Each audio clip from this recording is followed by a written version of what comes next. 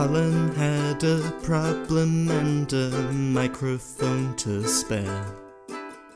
Thomas took it up and so the podcast went to air. For weeks and months they trawled through every single DVD. They've unwrapped all the ones they can and now they're cellulose free. Now they're cellulose free.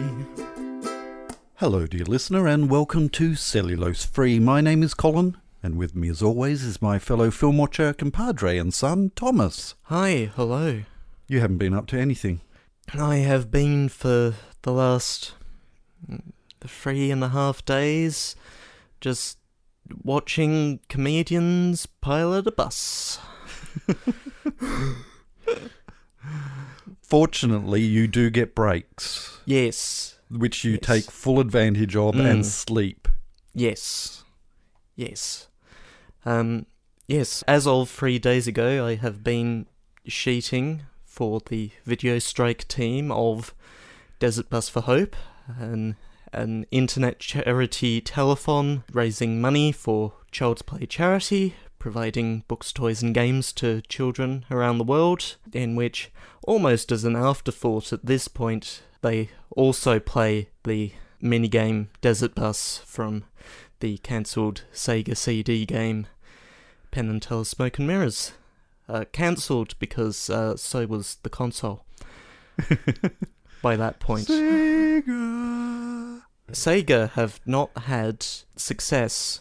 I was going to say much success, but actually it's just not had success in the hardware space. Well, they did. The Mega Drive was... Gee, if I had $1 for every Mega Drive game that I sold in my lifetime, I'd be a rich man. But no, instead you were paid a salary instead of commission. No, I sold a wage. I was paid a wage, not a salary. There is a difference. Okay. Yes. Yeah. Now, you say you've been sheeting, which involves raising the sails on the desert bus to ensure that it captures the angle of the wind that happens to be crossing the desert. No, my job is to properly document the goings-on in the stream so that other people with the power to do so can edit clips from the stream and post them to YouTube at staggeringly high speeds. The VST is noted for its staggeringly high upload speed. So you are notating repetitively, hilarity ensues. Yes. At 3 hours and 47 minutes. And hilarity ensues at 17 hours, 47 minutes, 20 seconds. Good. At time of recording, 23 hours and 37 minutes before this episode goes out, so it's wrong already as you're hearing this. Desert Bus for Hope 2022 has raised $521,881.57, and we're about halfway through the run now.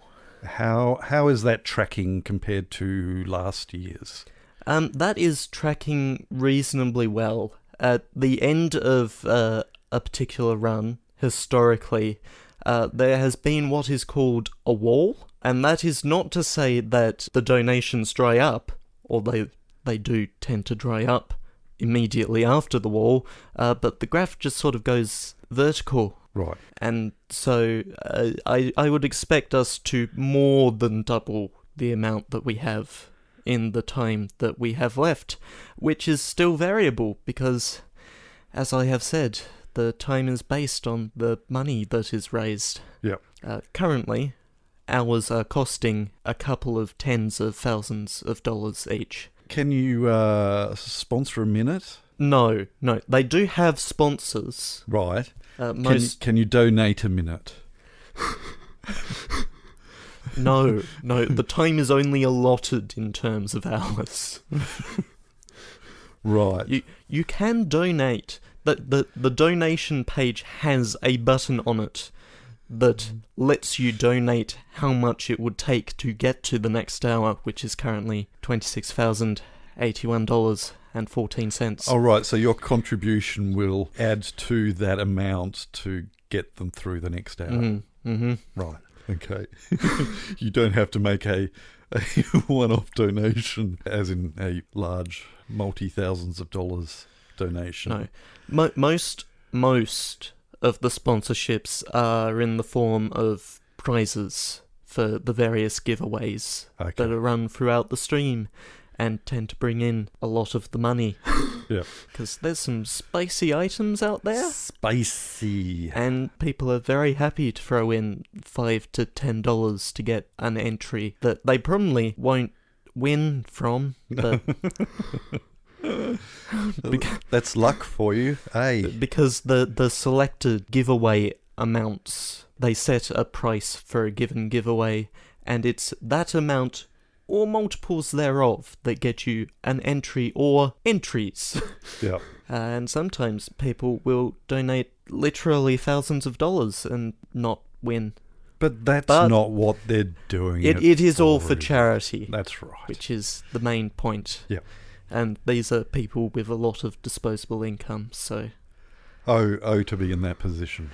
Yeah. So, anything else you've been up to? Well, I finished the blog post on last week's Clarence City Council You did meeting, indeed.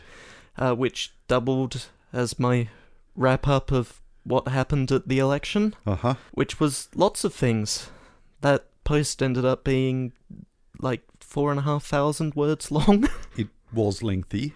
Most of it was quotes. Yes. Yeah. But that does still leave me with a couple of thousand words. I have a problem. You do. You really do. When I can find the time to commit to something, I overcommit. Yes. Anyway, today's my day off, so let's record a podcast. We shall. What have you been up to? What have I been up to? Yeah, look, I climbed Mount Everest backwards. Yeah. I swam the English Channel after walking there. Yeah. From Tasmania. Yeah. Which required miraculous means in some circumstances. Just get a treadmill and a boat. Yeah, and I also built a set of wings out of wood and feathers and wax. Oh, so that's why I haven't seen Morgan this week. And sent Morgan up for a trial flight that didn't end well. Speaking of trial flights, at the time of recording, we have just witnessed the launch of Morgan, of Artemis, on its 5-year mission to Boldly Go, where no Artemis has gone before. Yes. In fact, several men have gone there before, but no women. No. And still no women. Just a rocket named after a mythical woman. Yes.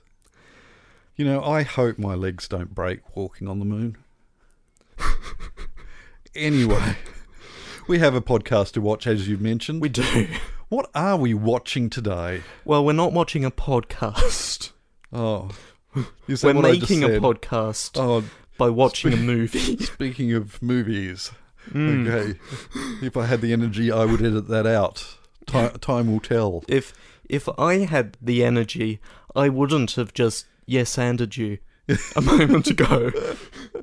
Dear listener, only you can tell as to whether tomorrow, when I actually edit this, I had the energy to edit that out.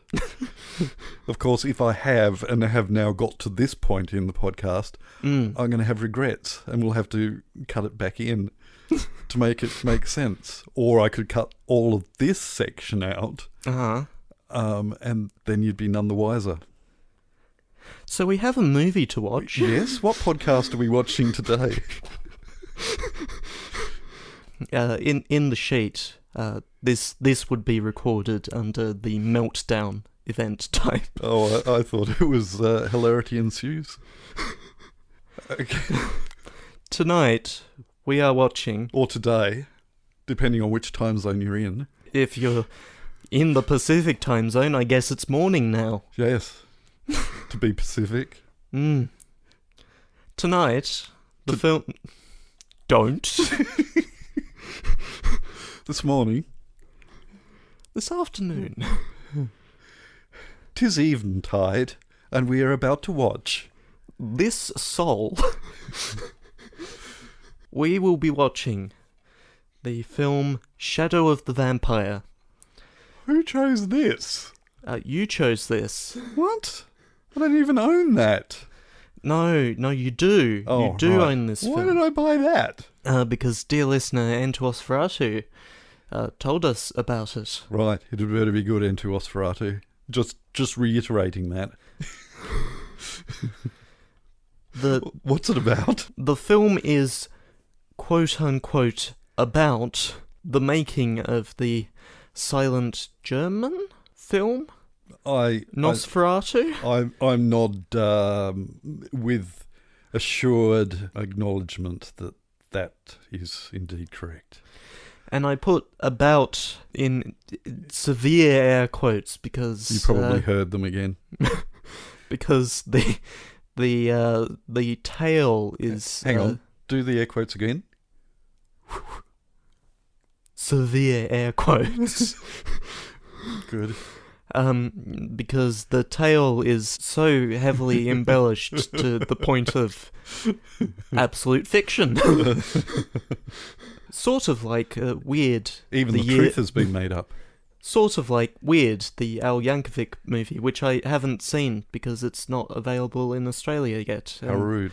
Roku should get on that. They should. Although Weird Al has subtly hinted that he would be okay if people were to acquire it by less than legal means. Yes. Whereas, this particular movie we're watching tonight, this evening, this morning, I acquired by legal means via eBay as a second-hand copy. What is Shadow of the Vampire about? Well, as I said, it's a very embellished tale of the making of the German silent film Shadow of the Vampire. So what you were saying is you have looked at the back of the case and suddenly recalled exactly how long tedious the plot synopsis on the back of the case is. And so instead you are going to look at IMDb and read IMDb's plot synopsis. Why do I need to read a synopsis at all? Well, your made-up plot synopsis was going nowhere. Well, it wasn't. It wasn't. No. I told you what it was about. Hey, Chawamba. I may have Desert Bus on the brain. Desert bus do do do do do, desert bus do do do do do, desert bus do do do do do, desert bus. So that would require a music event type for the playing of the song Desert Bus, a parody of Baby Shark, and also a prank event type for being a prank. Good. Let's see. Okay. Shorter? It is shorter. Provided by an anonymous IMDb user. Oh, thank goodness for that. Who says, Shadow of the Vampire is a film about the making of the German all-time classic silent horror movie from 1922 called Nosferatu eine Symphonie des Grauens. Nosferatu, a Symphony of Horror. I've probably mangled the pronunciation. You probably somewhere. have. I tried.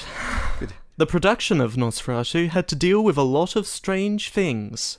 Some crew members disappeared, some died.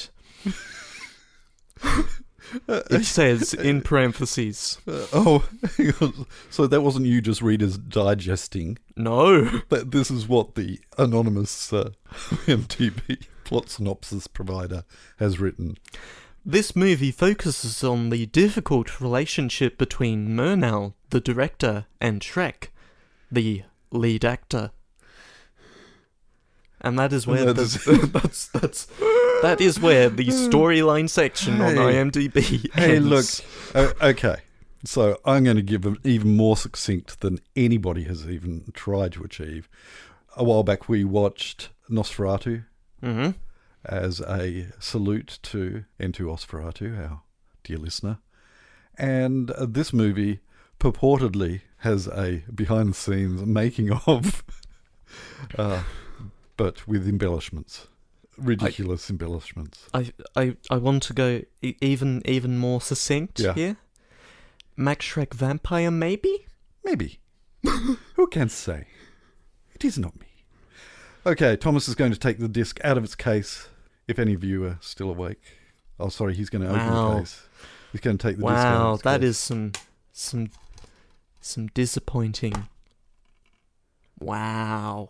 I'll just use the stock sound that I've been using every time. Now all of our dear listeners are scurrying back to listen to every single episode to find out whether or not I'm telling the truth. He's going to take the disc out of its case. What? I'm just busy laughing at this anti-piracy notice. Oh, that's right. It's a UK version, isn't it? Mm-hmm. You wouldn't steal a chicken? Oh no, they have the angry red-eyed guy working at the forge, don't they? Wouldn't you rather have perfect features? 90% asterisk of pre-release pirate DVDs are illegally filmed from the back of a cinema with a camcorder. Ooh. What's the asterisk for? Source: the Federation Against Copyright Theft. He's going to take the disc out of the case.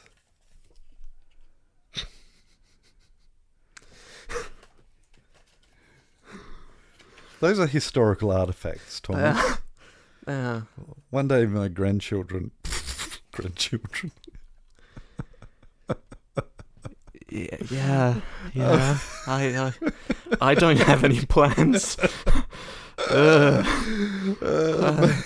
I'm providing such a clear legacy for you.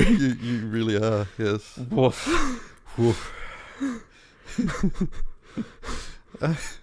We're gonna watch the film. We are. Once he takes the disc out of its case and sticks it in the machine, and I hit the play button.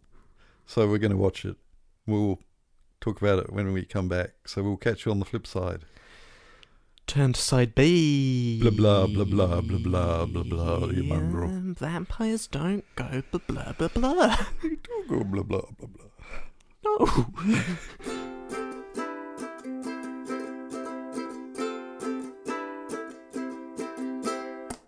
Blah blah blah blah blah blah. Still no. So what did you think? It's very competent.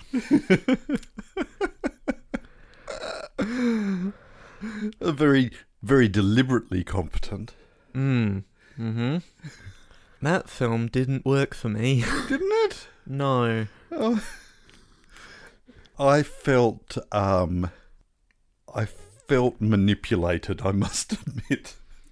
I'm curious to know. I can see what they were going for. Mm-hmm. And I think they got there. They just didn't get to me. Right. Do you, just out of curiosity, think that it was affected, your viewing was affected by the fact that you actually knew the material that they were referencing?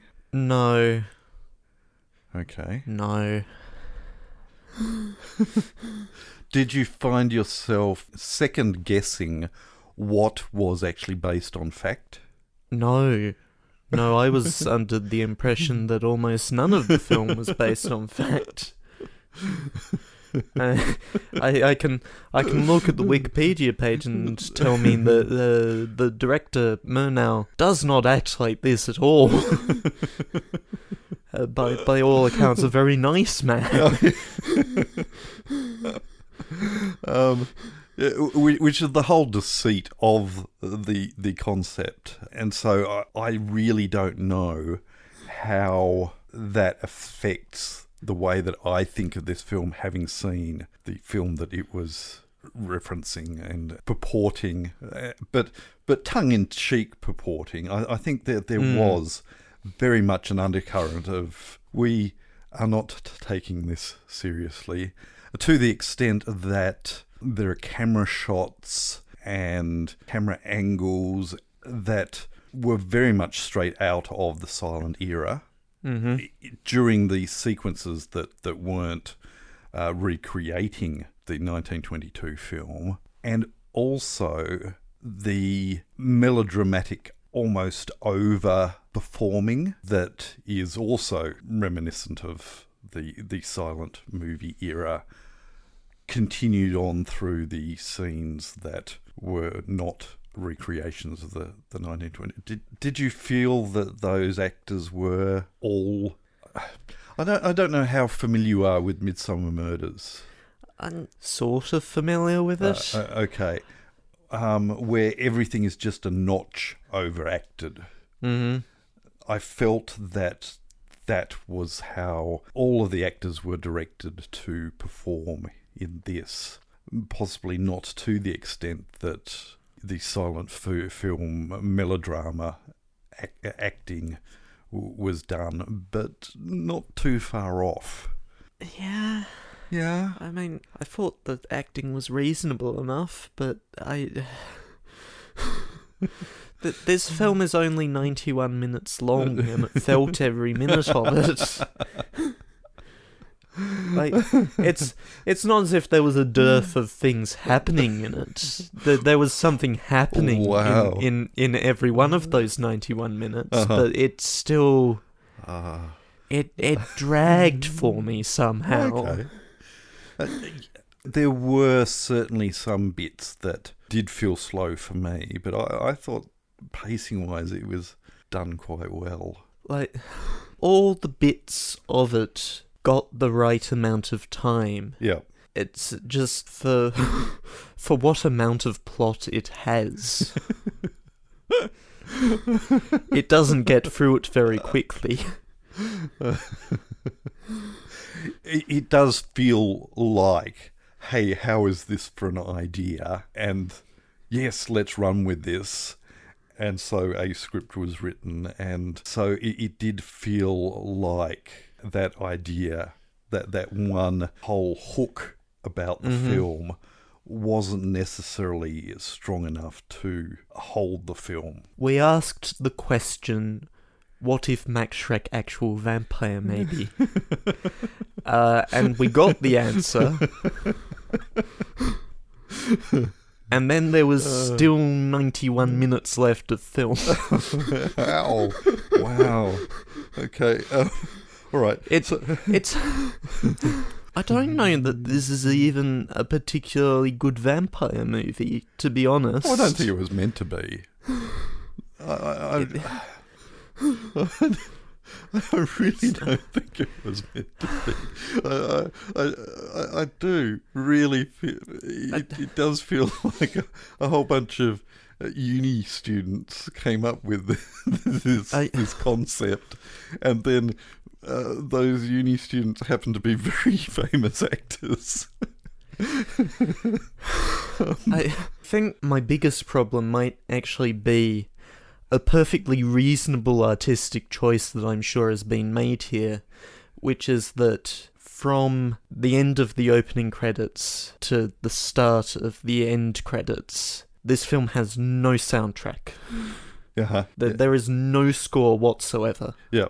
It's people moving and the click of a camera sometimes. Yes, and the occasional on-set playing of a record on a phonograph, which was used quite often on sets in the silent era to evoke in the actors a temp track.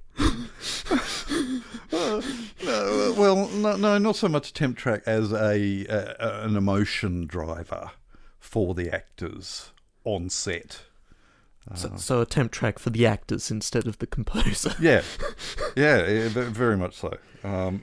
But that lack of score just emphasizes how dull I'm finding the film, because it's not giving me anything. Oh, wow. I don't have anything to bounce off of.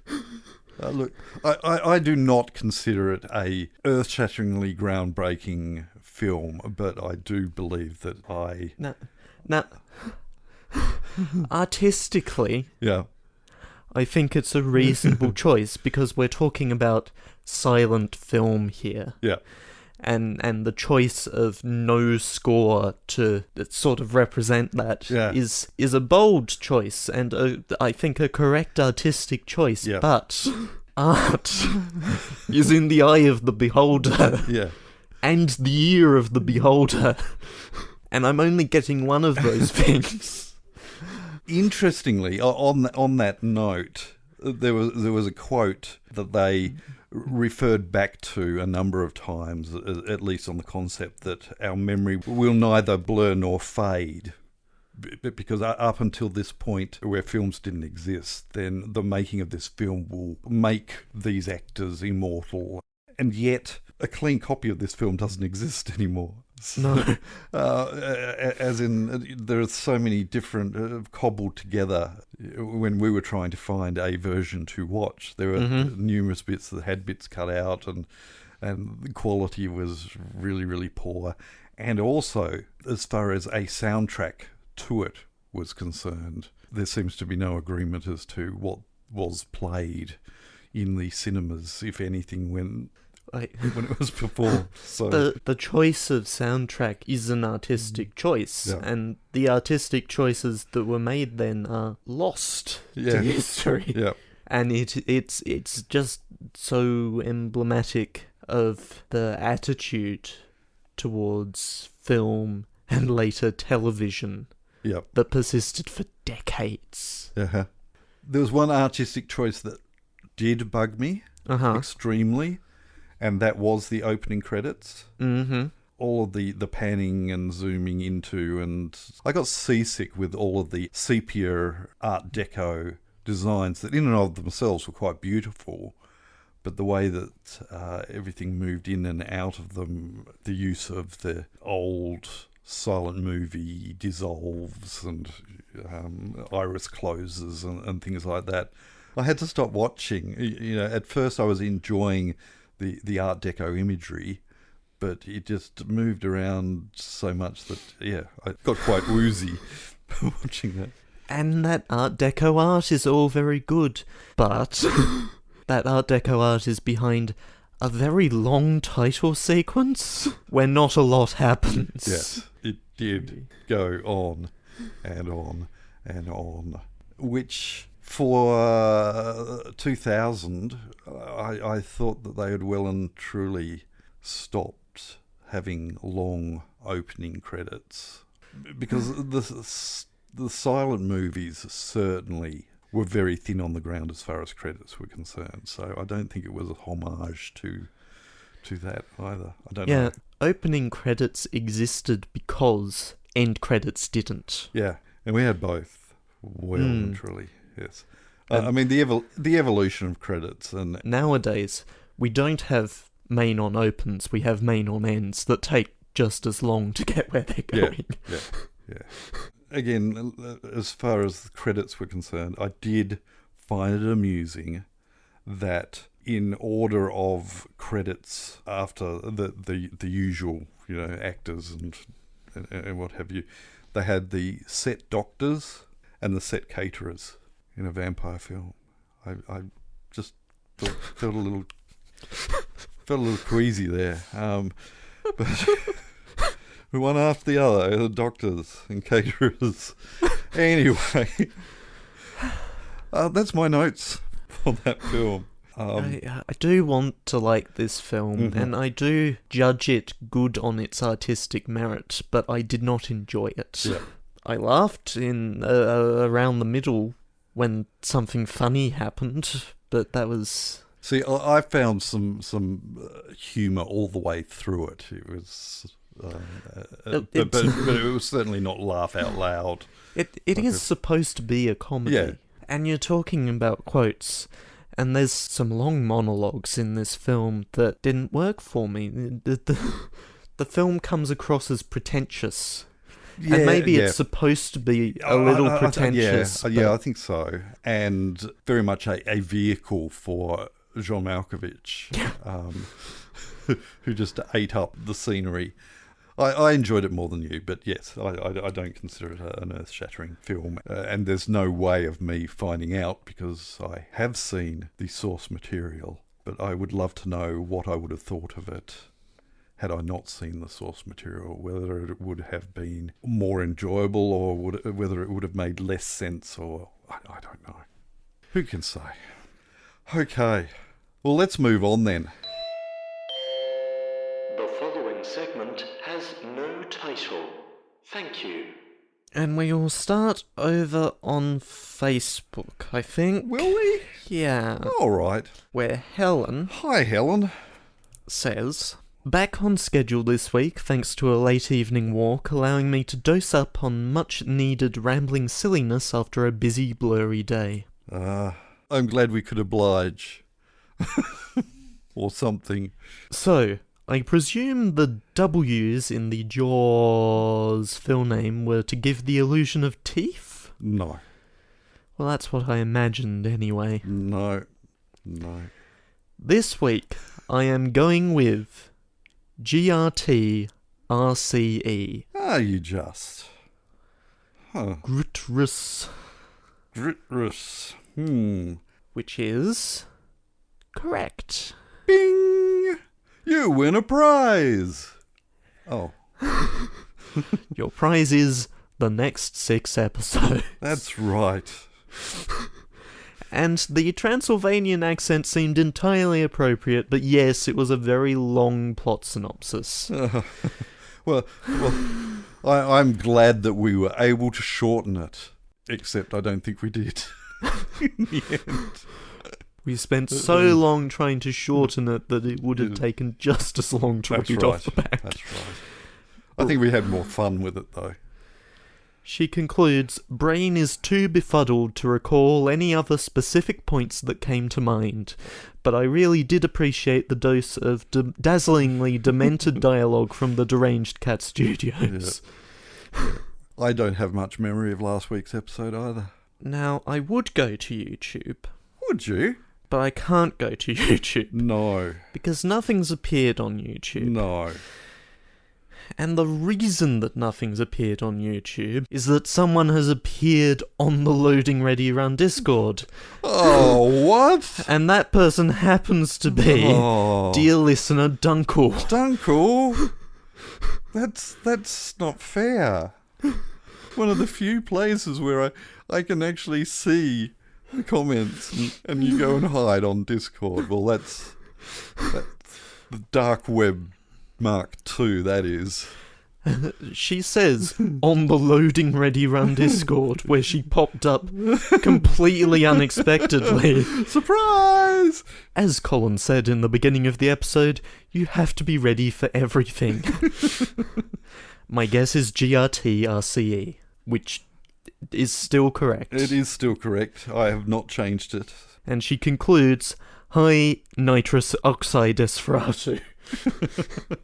Now, just so that I'm sure, after I've got over the initial shock of Dunkel appearing on Discord rather than on YouTube, did I say hi, Dunkel? I don't think you did. I don't think I did. No. Right, I'll record hi, Dunkel here. Hi, Dunkel, and pop it in earlier. And there's nothing here from Entosferatu, although both he and I reacted with the emoji that consists of 2 exclamation marks to Dunkel's message. Oh, good. And that, as they say, is it. It is. Thank you, one and all for one. And please, Dunkel, come back. and M, if you're still listening, hi M.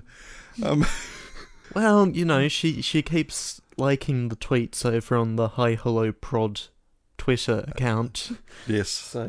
Hi M, and hi Adam, and like, I have to assume these people who aren't interacting are still listening. We have the numbers to suggest that they are. We have the few numbers that suggest that.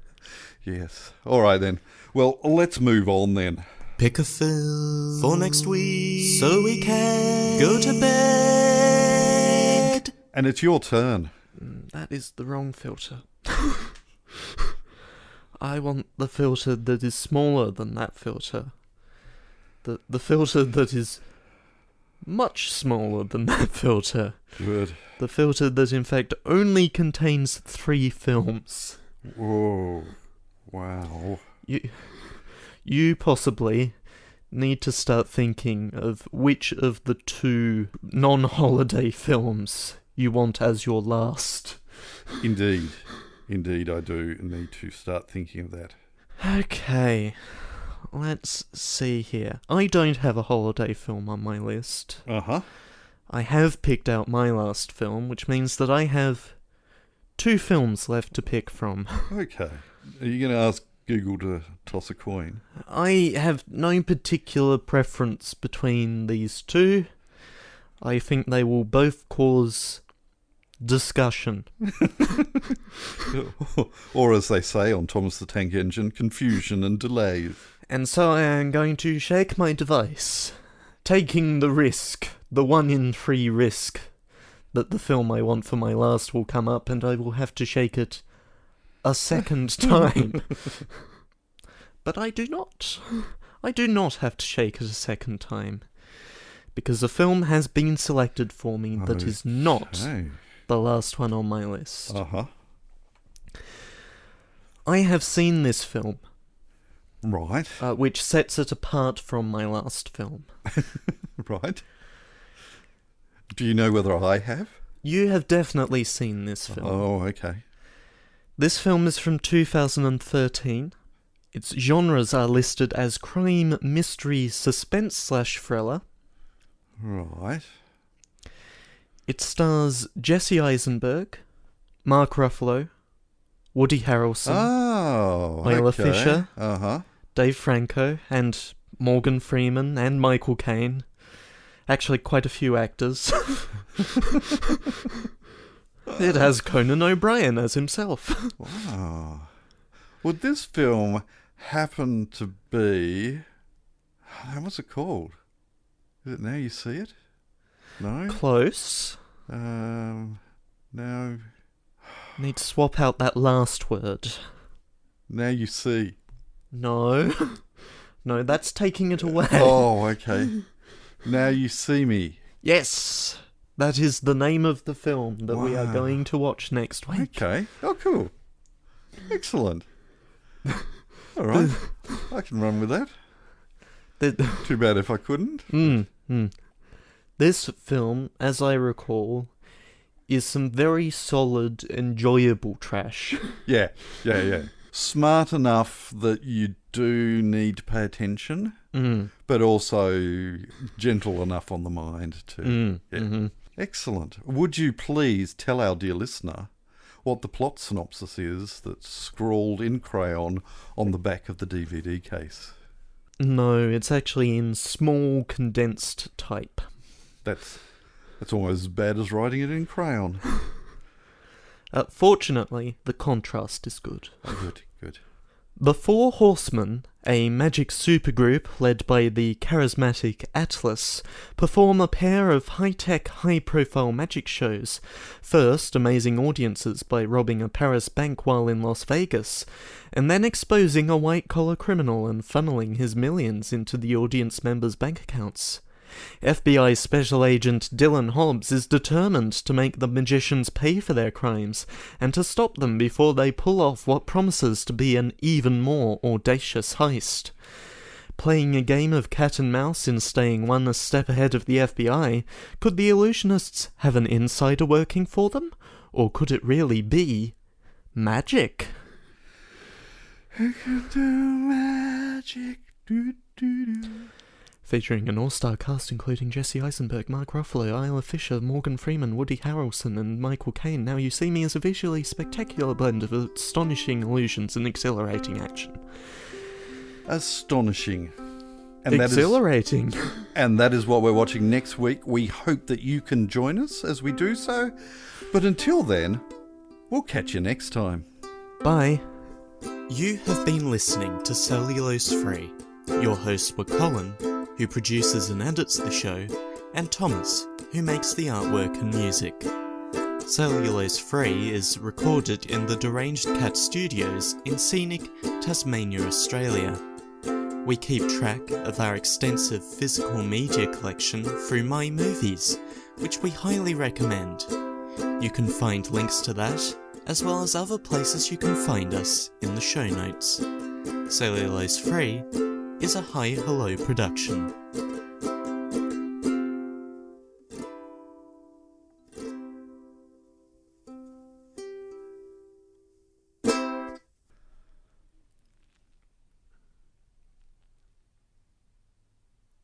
Yep. Yeah, that is how the podcast ends. I don't know how, after, 94 episodes of this podcast that have all ended exactly the same way, that you are surprised. Still surprised. Well, I still had that moment of, is this how I end it? It is. It is. You can go back. Is that the line that I use? You can go back to almost any of the previous 93 episodes, and you will find that it ends this way. Wow. Does it ever end? Well, it can't if you don't hit stop on the recorder. Yes, okay.